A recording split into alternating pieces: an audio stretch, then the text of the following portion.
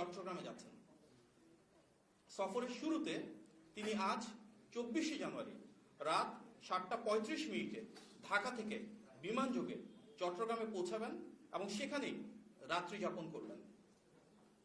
আগামীকাল অর্থাৎ 25শে জানুয়ারি সকাল 9:30 স্থানীয় একটি হোটেলে তিনি বিভিন্ন বিশ্ববিদ্যালয়ের 300 জন শিক্ষার্থীদের নিয়ে ইউথ পলিসি টকে অংশগ্রহণ করবেন।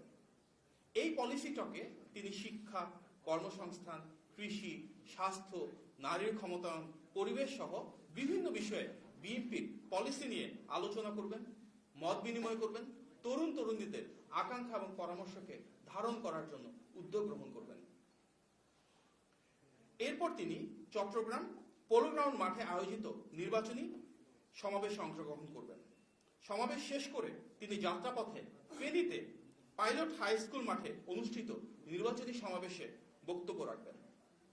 তারপর তিনি কুমিল্লায় যথাক্রমে 14 গ্রাম হাই স্কুল মাঠ, সোয়াগাজী ডিগবাজির মাঠ এবং দাউদকান্দি উপজেলার কেন্দ্রীয় ঈদগাহ মাঠে 3টি পৃথক নির্বাচনী সমাবেশে অংশগ্রহণ করবেন, বক্তব্য রাখবেন।